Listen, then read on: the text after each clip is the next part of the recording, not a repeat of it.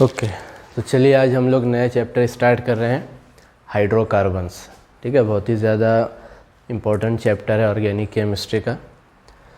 तो स्टार्ट करते हैं। सबसे पहले तो टाइटल देखेंगे हाइड्रोकार्बन्स। हमने इससे पहले भी देखा है। बेसिकली हाइड्रोकार्बन्स जो है ये दो वर्ड से मिलकर बना है। अगर मैं इसको बीच में से ब्रेक करूं, ठीक है, तो एक पार्ट है हाइड्रो, दूसरा पार्ट है कार्बन। हाइड्रो का मतलब होता है हाइड्रोजन और कार्बन का मतलब होता है कार्बन। तो देखिए हाइड्रोकार्बन्स बेसिकली ऐसे कंपाउंड्स हैं या ऐसे मॉलिक्यूल्स हैं जिनके अंदर सिर्फ और सिर्फ दो ही टाइप के एलिमेंट होंगे। कौन कौन सा? एक होगा कार्बन और दूसरा होगा हाइड्रोजन। आई बात समझ में? तो hydrocarbons are the compounds having only carbon and hydrogen. सिर्फ इन दो ही एलिमेंट से मिलकर ये कंपाउंड बनेगा, कोई तीसरा एलिमेंट, थर्ड एलिमेंट इसमें होगा नहीं। That is called as hydrocarbon. क्योंकि इसमें कार्बन है, दैट्स वाई ये कौन से कंपाउंड होते हैं? They are called as organic compounds. तो ऐसे organic compounds which contain only these two elements. कौन कौन से एलिमेंट? एक तो carbon and second is hydrogen, they are called as hydrocarbons. अच्छा, अब हाइड्रोकार्बन्स की भी कैटेगरी, एक्चुअल में कैटेगरी हमने ऑलरेडी देखी हुई भी है जब जनरल ऑर्गेनिक केमिस्ट्री स्टार्ट किया था हमने, उस टाइम पर देखिए। तो हाइड्रोकार्बन्स बेसिकली दो टाइप में डिवाइड किए गए। पहला है ओपन चेन या जिन्हें हम लोग एलिफेटिक भी बोलते हैं, और दूसरे होते हैं साइक्लिक। ओपन चेन मतलब क्या? जिनके अंदर कोई मतलब बेसिकली ओपन चेन मतलब जिनके अंदर हमको दो एंड्स मिलेंगे। ठीक है, कार्बन कार्बन की एक चेन होगी, ओपन होगी, जिसमें एंड्स होंगे, they are called as open chain और एलिफेटिक हाइड्रोकार्बन्स। और ऐसे हाइड्रोकार्बन जिनमें साइकिल होती है, they are called as cyclic या इन्हें क्लोज्ड चेन भी बोला जाता है। ठीक है, अच्छा, अब ओपन चेन या एलिफेटिक में भी दो कैटेगरी थी। एक था सैचुरेटेड हाइड्रोकार्बन्स और दूसरे थे अनसैचुरेटेड हाइड्रोकार्बन्स। अब सैचुरेटेड हाइड्रोकार्बन्स क्या होते हैं? सैचुरेटेड हाइड्रोकार्बन्स ऐसे हाइड्रोकार्बन्स होते हैं जिनमें कार्बन के पास सारे के सारे जो बॉन्ड होते हैं वो सिंगल होते हैं। अच्छा, हमको पता है कार्बन कितने बॉन्ड बनाता है? कार्बन 4 बॉन्ड बना सकता है। तो हर कार्बन के जो भी चारों के चारों बॉन्ड होंगे तो सैचुरेटेड हाइड्रोकार्बन्स में वो सब के सब सिंगल बॉन्ड होंगे। और हमको ये भी पता है कि ऐसा हाइड्रोकार्बन जिनमें कार्बन के पास सारे के सारे बॉन्ड सिंगल होते हैं उन्हें क्या कहा जाता है? अल्केन्स। ये हम सबको पता है ऑलरेडी, ये हमने क्लासिफिकेशन देखी हुई है एक मरतबा, सिर्फ इस चैप्टर के अंदर भी है तो हम उसको रिपीट कर रहे हैं। तो एलिफेटिक या ओपन चेन हाइड्रोकार्बन की एक कैटेगरी है सैचुरेटेड हाइड्रोकार्बन्स। मतलब क्या? कार्बन कार्बन सारे सिंगल बॉन्ड होंगे और they are called as alkanes. ठीक है, तो दूसरे क्या होंगे? अनसैचुरेटेड। अब अगर सैचुरेटेड में कार्बन के पास सबके सब सिंगल बॉन्ड है तो अनसैचुरेटेड में क्या होंगे? या तो डबल बॉन्ड होंगे या तो ट्रिपल बॉन्ड होंगे, तो उन्हें कहा जाता है अनसैचुरेटेड। और हमको पता है अगर कार्बन कार्बन डबल बॉन्ड कहीं पर हो so they are called as alkenes, और अगर कार्बन कार्बन ट्रिपल बॉन्ड कहीं पर हो so they are called as alkynes. तो सिंपल है, ओपन चेन एलिफेटिक को भी अल्केन, अल्कीन और अल्काइन में वी कैन क्लासीफाई और वी कैन कैटेगराइज। जिसमें से अल्केन के अंदर क्या होंगे? सारे के सारे कार्बन जितने भी होंगे उनमें हर एक सिंगल बॉन्डेड होगा। और अल्कीन अल्काइन जो अनसैचुरेटेड है उसमें कार्बन कार्बन या तो डबल बॉन्ड होगा as in case of alkenes, या कार्बन कार्बन ट्रिपल बॉन्ड होगा एज इन ऑफ अल्काइंस। आगे बात समझ में? अच्छा, इनकी भी कैटेगरी होगी, है ना। इसमें क्या होंगे? स्ट्रेट चेन अल्केन्स होंगे, ब्रांच्ड अल्केन्स होंगे। अब ये स्ट्रेट चेन और ब्रांचिंग हमने बहुत डिटेलिंग में भी देखी है इससे पहले भी। सिमिलरली अनसैचुरेटेड के अंदर अल्कीन और अल्काइन भी क्या होंगे? या तो स्ट्रेट चेन अल्कीन होंगे या स्ट्रेट चेन अल्काइन होंगे, या हम लोग कह सकते हैं ब्रांच्ड अल्कीन्स हो सकते हैं या ब्रांच्ड अल्काइंस हो सकते हैं। तो एक ब्रीफ में हमने क्या देखा? ओवरव्यू क्लासिफिकेशन का देखा। अच्छा, ये तो हो गया ओपन चेन या एलिफेटिक का पार्ट। अब हम लोग आगे चलते हैं साइक्लिक हाइड्रोकार्बन। अब साइक्लिक हाइड्रोकार्बन जिसके अंदर क्या होगी? साइकिल होगी। अब उसमें भी दो कैटेगरी, पहली होती थी एलिसाइक्लिक, दूसरा होता था एरोमेटिक। अब हमको अगर आपको याद हो तो हमने देखा था एरोमेटिक कंपाउंड्स ऐसे साइक्लिक कंपाउंड होते हैं जिनमें कॉन्जुगेशन होता था, याद है? फॉर एग्जांपल अगर मैं यहाँ पर बनाऊँ बेंजीन रिंग, ठीक है, अगर इसकी मैं एग्जांपल देता हूँ, the best example is benzene ring जो कि एरोमेटिक हाइड्रोकार्बन है। अब ये क्या है? इसके अंदर देखिए एक तो साइक्लिक कंपाउंड हो, है ना, साइकिल दिख रही है हमको, दूसरा एक प्लेन में होते हैं, ठीक है, और थर्ड चीज़ इसके अंदर होता है कॉन्जुगेशन। कॉन्जुगेशन मतलब क्या? Alternate single double bond. देखिए यहाँ पर सिंगल बॉन्ड, यहाँ पर डबल, यहाँ पर सिंगल बॉन्ड, यहाँ पर डबल, यहाँ पर सिंगल बॉन्ड, यहाँ पर डबल। तो ऐसे साइक्लिक कंपाउंड जिनमें कॉन्जुगेशन पाया जाता है, ऐसे क्या बेसिकली ये मतलब नेसेसरी टर्म है या नेसेसरी कंडीशन है, तो ऐसे साइक्लिक कंपाउंड को क्या बोलते हैं, एरोमेटिक।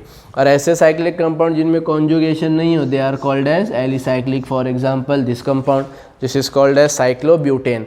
अब देखिए इसमें कॉन्जुगेशन है क्या, नहीं, सबके सब तो सिंगल बॉन्ड ही है, so it is classify as a alicyclic. और बेंजीन रिंग जो है वो कैसा क्लासीफाई होगा, वो क्लासीफाई होगा एज अ एरोमेटिक।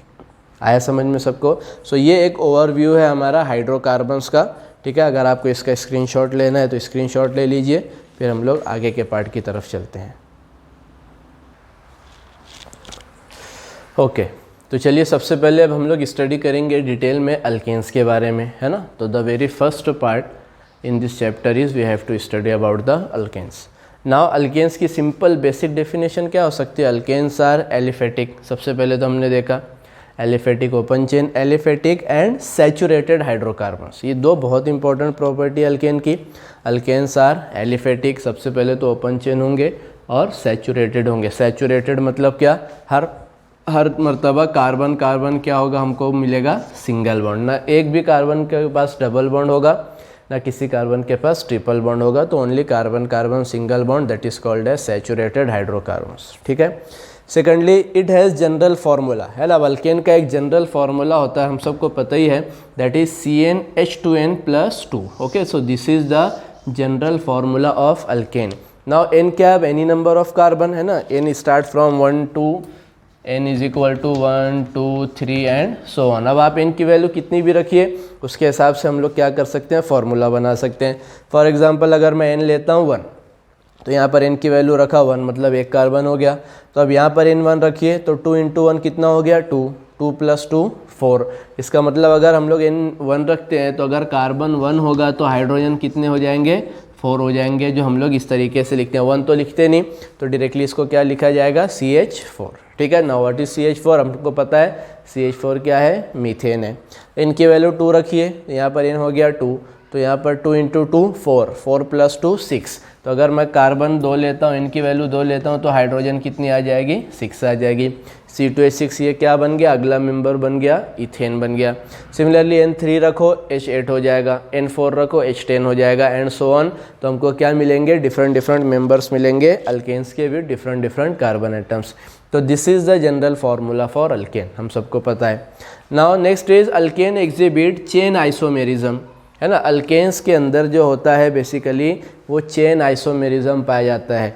अब अगर आपको याद हो, हमने आइसोमेरिज्म को भी बहुत डिटेल में देखा हुआ है। तो चेन आइसोमेरिज्म क्या होता है, चेन आइसोमेरिज्म जो है, अच्छा आइसोमर क्या होते हैं, ऐसे कंपाउंड होते हैं जिनका मॉलिक्यूलर फार्मूला सेम हो।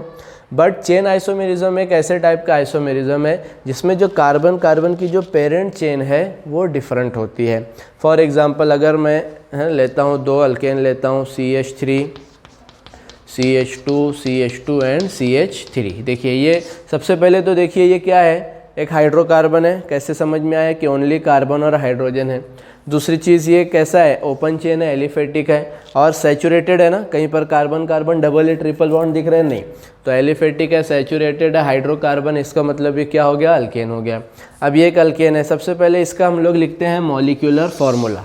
चलिए बताइए तो ज़रा molecular formula, how many carbons, 4 carbons, how many hydrogen, 10 hydrogen. C4H10 क्या हो गया, इसका मॉलिक्यूलर फार्मूला हो गया। अब एक और अल्केन लिखता हूँ मैं, ठीक है। यहाँ पर और एक अल्केन लिखता हूँ, CH3 CH3 एंड CH3। अब ये भी देखिए तो ज़रा, this is open chain, aliphatic, hydrocarbon and saturated hydrocarbon. ये भी क्या हो गया, अल्केन हो गया। इसका भी मॉलिक्यूलर फार्मूला अगर मैं लिखूं तो ये क्या आ जाएगा, C4H10 आ जाएगा। अब देखिए तो ज़रा, दोनों के मॉलिक्यूलर फार्मूले सेम है, ठीक है। बट अच्छा, अब इसके अंदर पेरेंट कार्बन चेन सेलेक्ट करिए। लॉन्गेस्ट कंटिन्यूअस चेन हम लोग कैसे सेलेक्ट करते थे, कितने कार्बन की आ रही है, 4 कार्बन की। यहाँ पर बताइए तो ज़रा, लॉन्गेस्ट कंटिन्यूअस चेन कितने कार्बन की आएगी। यहाँ पर जो लॉन्गेस्ट कंटिन्यूअस चेन आएगी वो मैक्सिमम 3 कार्बन की आएगी। और ये क्या हो जाएगा, ये हो जाएगा ब्रांच। आ गई बात समझ में। तो यहाँ पर लॉन्गेस्ट कंटिन्यूअस चेन है 4 कार्बन की, यहाँ पर लॉन्गेस्ट कंटिन्यूअस चेन या we can say parent chain, ठीक है। लॉन्गेस्ट कंटिन्यूअस चेन को ये क्या कहा जाता था, पेरेंट चेन। तो यहाँ पर पेरेंट चेन 4 कार्बन की है, यहाँ पर पेरेंट चेन 3 कार्बन की है। Even both have same molecular formulae but their parent chain is different, so this is called as chain isomerism. तो याद रखना, अल्केन सिर्फ एक ही टाइप का आइसोमेरिज्म शो करते हैं which is nothing but the chain isomerism. आगे बात समझ में। चलिए now next part is conformation in alkanes. ठीक है, कन्फर्मेशन या कन्फॉर्मेशन इन अल्केन्स। अब ये शायद आप लोगों के लिए नया हो। Now what do you mean by conformation? सबसे पहले तो कन्फॉर्मेशन का मतलब समझिए। देखिए कन्फॉर्मेशन क्या होगा। अब अल्केन्स हम सबको पता है कि अल्केन्स के अंदर कार्बन कार्बन क्या होते हैं, सिंगल बॉन्ड होते हैं। अब मान लो ये एक कार्बन है, ये दूसरा कार्बन है, ठीक है। अब इन दोनों के बीच में क्या है, एक सिंगल बॉन्ड है। बहुत ध्यान से समझना। अगर ये कार्बन कार्बन सिंगल बॉन्ड, अच्छा कार्बन की वैलेंसी कितनी होती है, 4 होती है ना। अगर इन दोनों के बीच में एक सिंगल बॉन्ड है तो मान लो ये आगे वाले कार्बन की 3 वैलेंसी होगी, पीछे वाले कार्बन की 3 वैलेंसी होगी। इस तरीके से बहुत ध्यान से समझना। थोड़ा इमेजिन करो, मान लो ये मेरा एक कार्बन है, ये दूसरा carbon, this is front carbon, this is back carbon. इन दोनों के बीच में क्या ऐसा सिंगल बॉन्ड है। आगे ये बात समझना। अब ये कार्बन की भी 3 वैलेंसी बची है, ये पीछे वाले कार्बन की भी 3 वैलेंसी। अब अगर मैं क्या करता हूँ, ये सिंगल बॉन्ड को मैं करता हूँ रोटेट। बहुत ध्यान से समझना। रोटेट करना मतलब इसको मैं क्या करूँगा, थोड़ा घुमाऊंगा। अब अगर ये सिंगल बॉन्ड को रोटेट करूँगा तो पीछे वाला कार्बन भी क्या होगा, रोटेट होगा ना। देखिए ज़रा मेरा पीछे का जो हैंड दिख रहा है उस पर ध्यान दो कि वो जो पीछे वाला कार्बन है वो भी क्या होगा, रोटेट होगा। अच्छा अगर पीछे वाला कार्बन रोटेट हो रहा है तो पीछे वाले कार्बन की जो 3 वैलेंसी है वो भी तो क्या होंगी, रोटेट होंगी। आती है बात समझ में। तो उसकी वजह से होता क्या है, आगे के कार्बन की जो 3 वैलेंसी है, चलो सपोज करते हैं ये मेरा फ्रंट कार्बन है, इसकी एक वैलेंसी ये एक यहाँ पर है। चलिए मानते हैं C2H6 की एग्जांपल लेते हैं, ठीक है।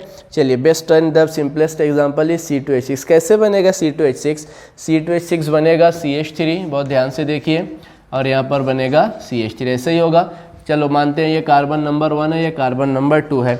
अब देखिए ये कार्बन नंबर 1, ये कार्बन नंबर 2 सिंगल बॉन्ड से है। ये कार्बन के पास 3 हाइड्रोजन है, पीछे वाले कार्बन के पास 3 हाइड्रोजन। इसको मैंने ऐसे घुमा दिया तो कार्बन नंबर 1 आपका फ्रंट कार्बन हो गया, कार्बन नंबर 2 आपका बैक कार्बन या रियर कार्बन। अब मानते हैं कार्बन नंबर 1 के पास 3 हाइड्रोजन, कैसे है, 1 2 3। आई बात समझ में।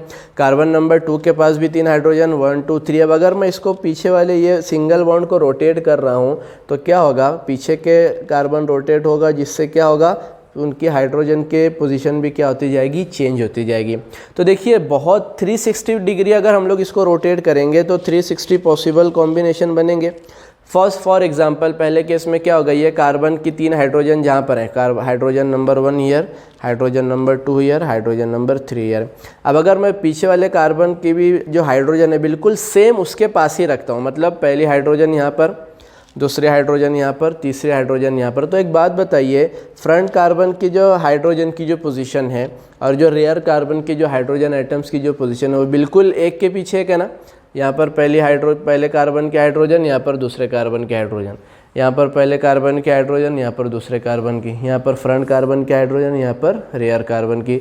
तो उनकी पोजीशन जो होगी वो बिल्कुल एक के पीछे एक होगी, ठीक है। That is called as eclipsed position, है ना। इस पोजीशन को क्या बोला जाता है, एक्लिप्स्ड पोजीशन। देखो 2 ही पोजीशन बहुत इंपॉर्टेंट है, या तो क्या होगा जो तीनों वैलेंसी बिल्कुल एक के पीछे एक हो, ये फर्स्ट हाइड्रोजन, ये सेकंड हाइड्रोजन, ये थर्ड हाइड्रोजन, बिल्कुल पहले जो फ्रंट कार्बन के हाइड्रोजन जहाँ जहाँ पर है उसी पोजीशन पर बिल्कुल उसके पीछे बैक कार्बन की हाइड्रोजन्स है।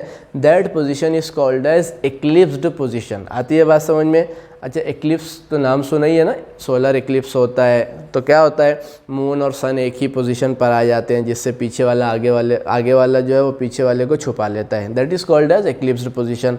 तो सेम केस यहाँ पर भी होता है। तो चलिए अगर ये याद हो आपको, हमने न्यूमैन फार्मूला बनाया था, न्यूमैन प्रोजेक्शन बनाया था। अब देखिए ये है मेरा फ्रंट कार्बन, ये इथेन का न्यूमैन प्रोजेक्शन है, ये सर्कल क्या है मेरा, बैक कार्बन है, ठीक है। अब ये फ्रंट कार्बन की 3 वैलेंसी इस तरीके से, बैक कार्बन की 3 वैलेंसी। अब देखिए अब बिल्कुल पीछे तो नहीं बता सकते, दिखेगा ही नहीं, इसलिए मैंने थोड़ा साइड में किया।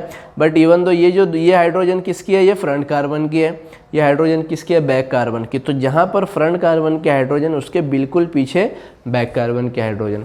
सिमिलरली ये फ्रंट कार्बन, इसके बिल्कुल पीछे बैक कार्बन हाइड्रोजन, ये फ्रंट कार्बन हाइड्रोजन, उसके बिल्कुल पीछे बैक कार्बन हाइड्रोजन। इस पोजीशन को क्या बोला जाता है, एक्लिप्स्ड पोजीशन। आई बात समझिए, ये एक इंपॉर्टेंट पोजीशन है। अच्छा अब करना क्या है, चलो मान लो अभी फिलहाल मेरा जो इथेन का मॉलिक्यूल एक्लिप्स्ड पोजीशन में, ये फ्रंट कार्बन बैक कार्बन वो दोनों के हाइड्रोजन बिल्कुल एक के पीछे एक है। अब मैं क्या कर रहा हूँ, ये सिग्मा बॉन्ड को या ये सिंगल बॉन्ड को मैं रोटेट कर रहा हूँ, जिससे कार्बन रोटेट होगा।